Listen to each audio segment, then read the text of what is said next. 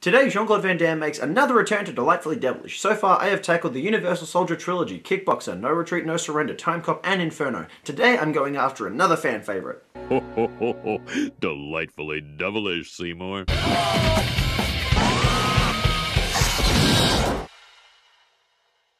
Yes, everybody, welcome back to Delightfully Devilish, the show where we discuss films that all at once meet the criteria of being the good, the bad, and the ugly. I'm your host, Jukebox Harry, and today we're going to be going after the first big-budget American studio film to be helmed by an Asian director. Hard Target is a 1993 action thriller directed by John Woo, the creator of such iconic films as the Hong Kong action thriller Hard Boiled and the American masterpiece Face Off. He also directed Mission Impossible 2, Paycheck, Broken Arrow, and Wind Talkers, none of which I'm nearly as fond of. Hard Target had a very special place in my heart as a child because during the peak of my obsession with Jean-Claude Van Damme, it ranked as one of his absolute best. Unfortunately, as I got older, a lot of Jean-Claude Van Damme films that I appreciated when I was younger just didn't grow with me. Films like The Quest, Universal Soldier: The Return, Knockoff, Double Impact, and Nowhere to Run just didn't resonate with me so much anymore. However, this has consistently ranked as one of Van Damme's best films, and having just recently watched Face Off and realizing how that is possibly one of the greatest action films of all time, I had a lot of hope going into another John Woo movie. Interestingly enough, John Woo actually turned down the opportunity to make Face Off originally because he wanted to make something less science fiction based like Hard Target, and after the huge box office returns of Hard Target, he went back to making Face Off. And I can't help but feel like the box office success of that film encouraged the studio to put more faith and more financing into Face Off. So we may actually have Hard Target to thank for that film. But do we have Hard Target to enjoy? Let's find out. Hard Target begins with a man on the run from a collection of assailants, some shooting metal arrows, some giving chase on motorcycles. And of course, the legendary Lance Henriksen. If he makes it to the river, he's won. We cannot allow that to happen, Mr. Lopaki. As the man begins to approach the river, he is successfully killed. Then we cut to an actress you've never heard of before named Yancy Butler. Unless, of course, you've seen the Wesley Snipes film Drop Zone. I haven't. Apparently it's not worth my time. Butler plays Natasha Binder, a woman searching for her father. After a few minutes of her asking questions about his location and Van Damme talking monotonously about coffee, we kick off with a formulaic action movie intro of bad guys accosting a woman. John Woo is known for his extensive use of slow motion in films, and when it's done right, it's done extremely well. In this scene, it just makes things so melodramatic that it's almost funny. Enter our hero, Chance Boudreaux.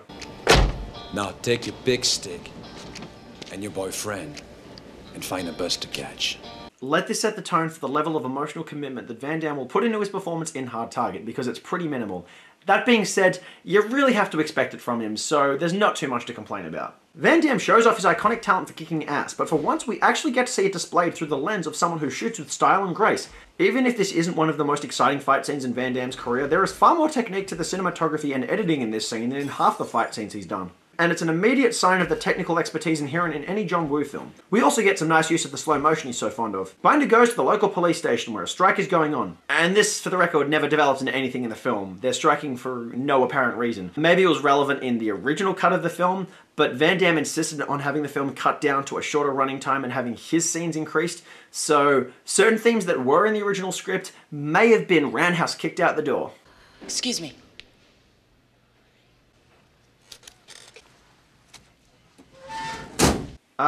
Putting a lit candle in a drawer would either cut off the oxygen supply and make it go out, or cause something to go on fire. You are a police officer, right? She attempts to file a missing persons report, but fails to present the appropriate information. Look, if you're too busy to do your job, detective, then I'll find somebody who isn't so busy. Yeah, and maybe find yourself an acting coach while you're at it. Take my advice, canvass the missions, ask at the shelters. But, get somebody who knows the city to show you around. In need of money to pay off his union dues, another plot point which never comes back by the way, Chance takes up Binder's offer of $100 a day to show her around. After finding a trolley of her father's items containing a collection of flyers for a local strip club, they seek out the establishment, where they're greeted by an unhelpful businessman. I never heard of him. I didn't know you. Did he work for you, sir? Maybe he did, maybe he didn't. We also get Imhotep from the Mummy giving the Kubrick stare. That is just fucking mental. Eddie, you're gonna have to work smarter, not harder. By the time of Hard Target, Jean-Claude Van Damme had been a leading man in Hollywood for years, and yet it seemed like the one ass he couldn't kick was the ass of the language barrier, because he doesn't beat it in this film. Spence, I'm afraid I have some bad news. They found your father's body. Ah, that's a shame. At this point, it's been 24 minutes so far, and we've had very little action, just characters walking around, talking about nothing all that exciting. Like many John Woo films, Hard Target has the narrative of a neo-noir, so it's built upon characters investigating something strange and their shocking discoveries. But nothing in this film so far has given us a reason to care about any of the one-dimensional and monotonous characters. Also, the entire investigation has led to the realization that this guy is dead, and we saw him die earlier, so that comes as no surprise for us.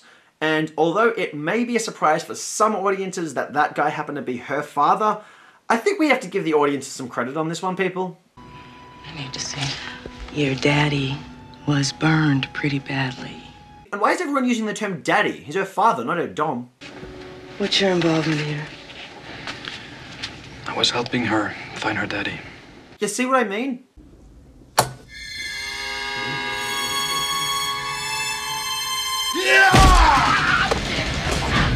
Wakey, wakey, you fat fuck! That entire shot was so drawn out and over the top, I fucking love it. For failing to report that Boudreaux was looking for someone that Henriksen's character Emile Fouchon was responsible for the death of, he gets the Vincent van Gogh treatment. Fouchon also smacks him around a few times before telling him to find a new client. I think we understand each other. Yes? No? Maybe, I don't know, could you repeat the question? And after a brief visit from some interesting villains who seem to be played by the only good actors in the film, we return to our boring heroes. Boudreaux inspects the coroner's report of Binder's father, which claims he died in a fire. Noticing that one of the dog tags is missing, Boudreaux returns to the site of the fire and locates the other. Bingo. And then the thugs descend upon him. That's my purse! I don't know you! Unfortunately, this doesn't turn into an exciting fight scene, it just leads to Boudreaux being taken in by the cops. Your daddy didn't die in the fire. He was murdered. Oh, shit, buddy. Then we get Lance Henriksen killing it on the piano.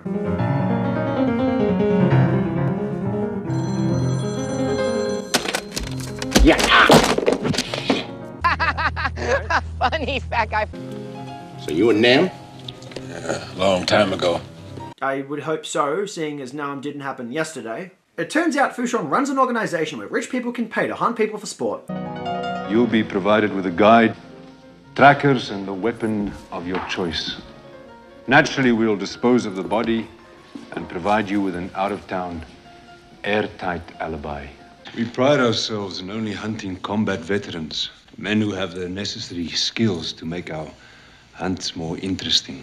Even though Hard Target isn't the most consistent or exciting film, the fact that the filmmakers adapted the classic narrative of the most dangerous game into a modern-day action film, I really do have to give them credit for that, because it's a really cool concept. Boudreaux goes to visit the big boy and physically abuse him. And I can't help but sympathize for this guy. He's being tortured by people on both sides.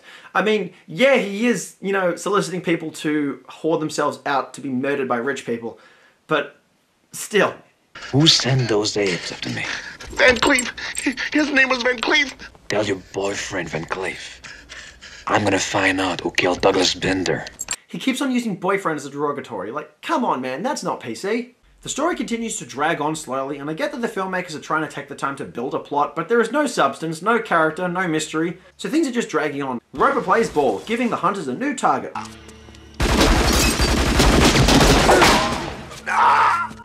Finish him. Finish him.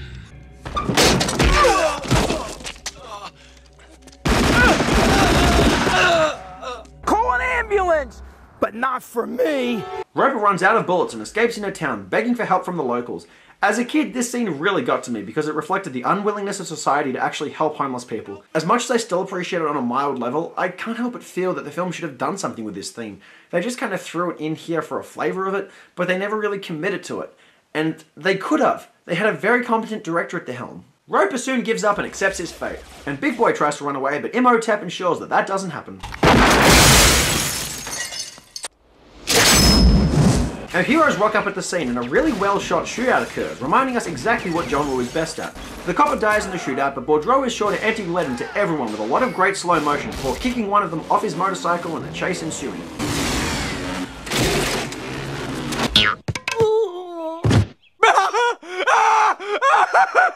This grind! It works at so many levels!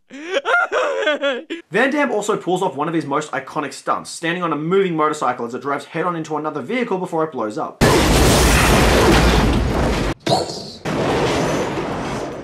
Ladies first. What? Jump! Deacon! Jump!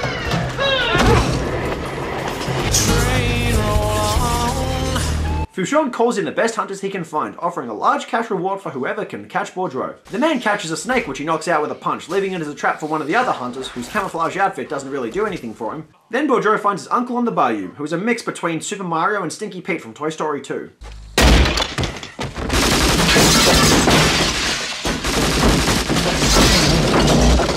Apparently this guy thought it was his first day at school at Columbine High. Fouchon's armada descends upon the home, but Uncle Duvet sets a trap, willingly destroying his own house.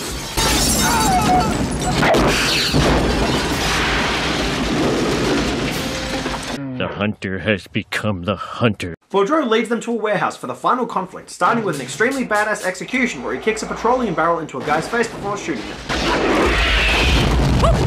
The plot disappears as Hard Target becomes an action-focused climax in a Mardi Gras graveyard. There's a lot of gunshots, explosions, and fires, all captured with Wu's visual grace.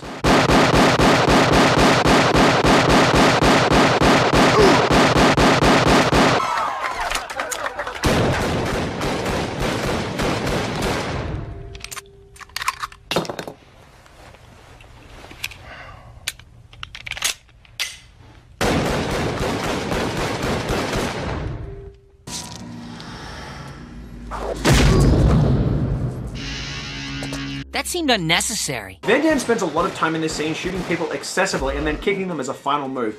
And I gotta say, it is badass every single time.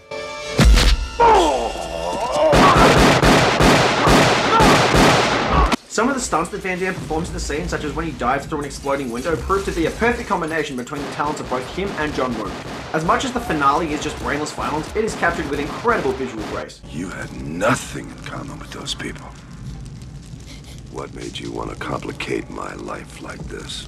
Sounds like it was already pretty complicated, Fouchon. And with a mix of ass-kicking acrobatics and a grenade... Fubar, big time. Then everyone walks off happily as the credits roll. Is Hard Target a good film? Sort of. Homer! What? Answer me again with self-confidence! Sort of! In any Jean-Claude Van Damme film, it's very easy to criticize the story, the character development, or the acting. But in Hard Target, it's a whole different thing because you can tell that the filmmakers really tried with this one. It has a really solid concept, a director with passion, and an accomplished actor playing the central villain. But unfortunately, little of this really amounts to anything. Wu tries to make his film into a neo-noir, but never really engages the audience with any kind of interesting mystery, nor does he flesh the characters out or cast actors who are really capable of doing so. Lance Henriksen is the obvious exception here because he has a natural sadism to him, and the sophistication he brings to the role is brilliant. And in the original cut of Hard Target, we got a whole lot more of him, which would have led to a lot more understanding of the character and more credibility to the plot.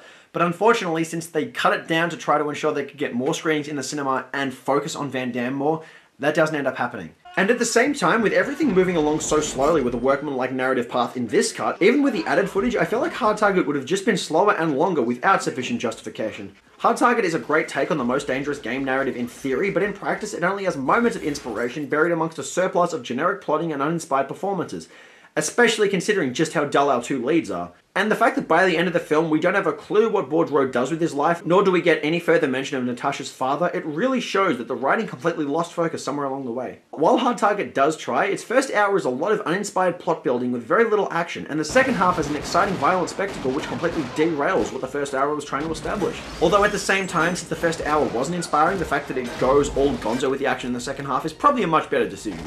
Hard Target is either plot without action or action without plot, and it really causes the film to drag on. It's hard to determine how much of this is caused by weak writing and how much is from Van Damme's editing demands, but either way, the final product clearly isn't the realized vision of the director. And yet, despite all this, as far as Jean-Claude Van Damme films go, Hard Target is still one of his better efforts. It's a rare thing for Van Damme to actually work with any notorious directors or stories with any kind of concept. Exceptions to the rule would include Time Cop from Peter Hyams or Universal Soldier from Roland Emmerich. Hard Target doesn't prove to be as consistent as either of those films, but it does have just enough of the director's talents to stand out. From the mere intro scene of the film, you can tell that John Woo's eye for imagery really bolsters the experience. Every shot is filmed with precision, aimed at a certain angle and edited with perfect timing and gorgeous slow motion. While the story doesn't offer much amazing, the action scenes in Hard Target are brilliant technical achievements, which show Jean-Claude Van Damme in his finest form, with plenty of ass-kicking martial arts, shootouts, explosions, and a nice level of blood to go with it all. And the musical score oscillates nicely between an authentic New Orleans mood and an action blockbuster mood, which does make the film occasionally atmospheric. Hard Target gets 5 spinning jump kicks out of 10. It is a clumsy mix of inconsistent storytelling, weak acting, and thin characters. But with John Woo and Jean-Claude Van Damme at the helm, it does make sure to deliver enough exhilarating action at the right times. And that does it for today's episode of Delightfully Devilish, you guys. If there are any movies you want to see me discuss on this show, please leave them in the comment section below. If you want to see more episodes of this show, please hit that subscribe button. Otherwise, until next time, I have been your host, Jukebox Harry.